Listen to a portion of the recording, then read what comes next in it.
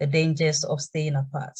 So the reason why you need to really work on living together in the same house is because it will prevent you bonding together.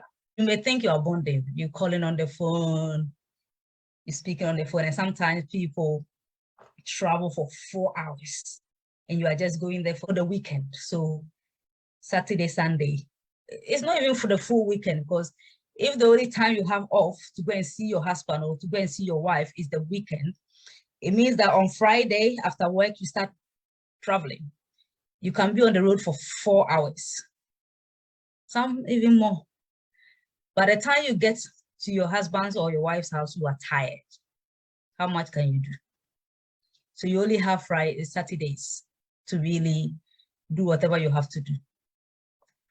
And Sunday, Otilo, you are back on the road.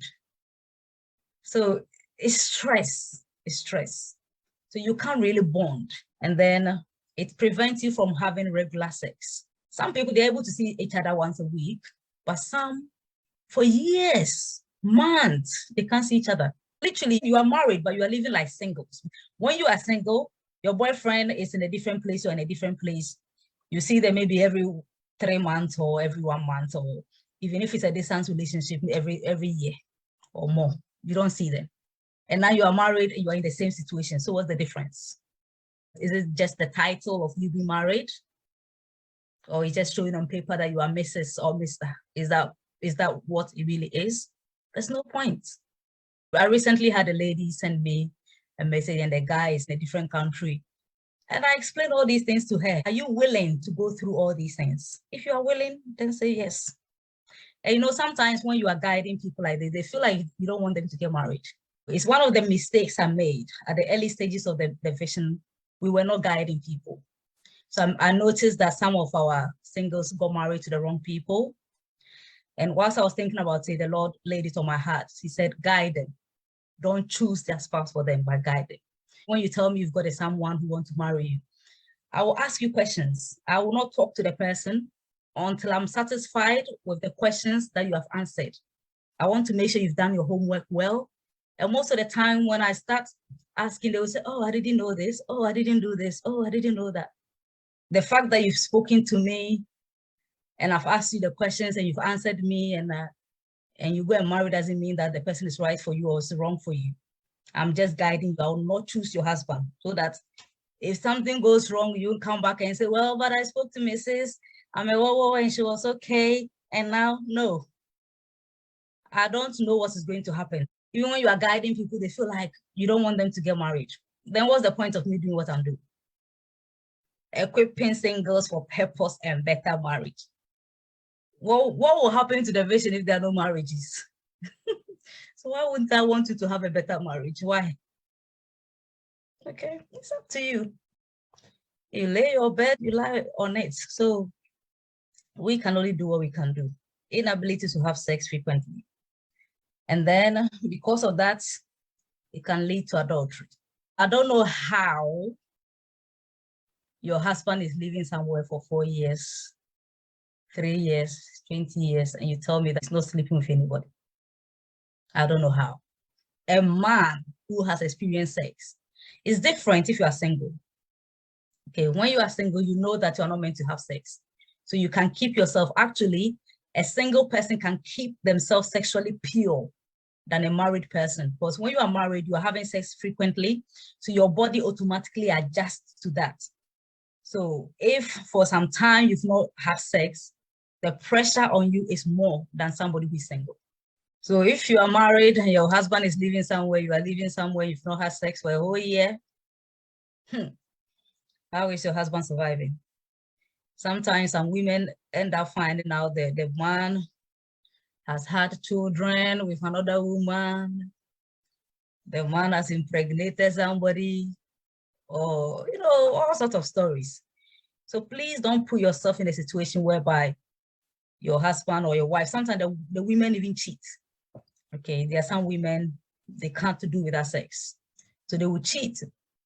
So when you make the decision that you're going to live apart, you need to understand the dangers involved, so that when they start happening, you will not be surprised. you have to have an informed decision. We are going to live apart. This is what we can face. What can we put in place to prevent those things? Some of them, you cannot prevent them. You can't. You just have to know that it can happen. It also prolongs conception.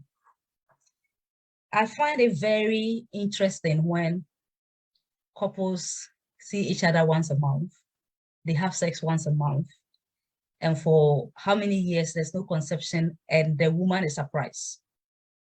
Or the man is surprised, or they start crying, or they start feeling like they are barren.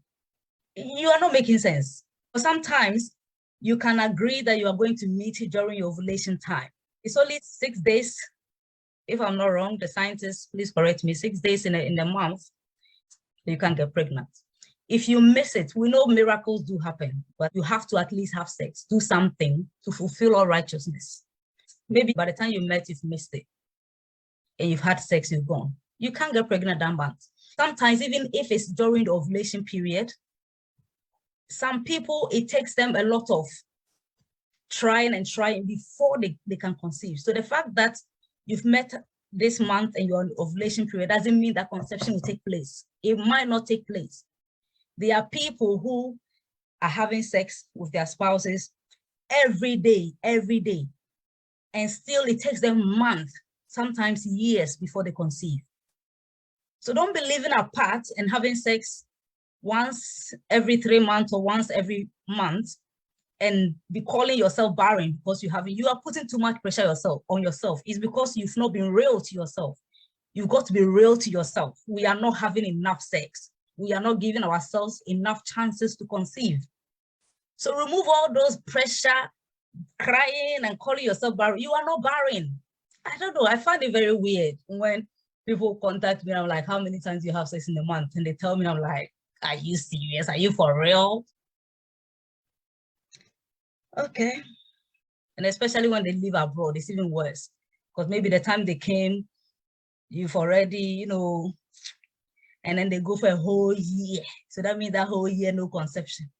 And then they come the next year and it can prolong your conception.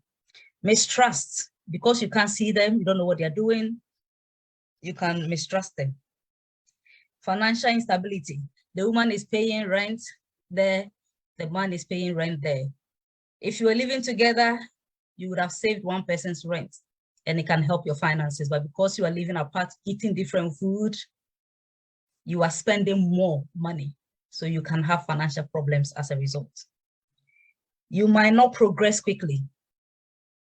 When everybody is doing their own thing, you will not progress quickly. You will think you're having some level of progress, but trust me, when you are together, it will be quicker. And especially because there's lack of unity. All these things shows that there's no really unity. There's no oneness.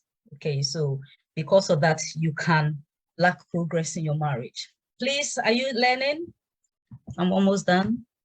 Let me see if some people have said something about what they're learning. Please don't tell me you are learning. Tell me what you've learned. I'm learning. I've heard those things too much. So it has really helped me. How? Tell me, how did it help you? Tell us. Sometimes people send me testimony videos. I say, please go and do it again. I'm learning a lot. And they will say a lot. They will emphasize on a lot. They want me to feel good. No, what did you learn? Tell me. Oh, Father, help me. I can only see Seraphine's own. Please share this broadcast too. Only 44 people have shared. It's not enough. Stop telling your family and friends things about your spouse. Yeah, especially the negative things. They don't need to know. I can't see the rest, but please text something. I want to see what you are learning. Last one.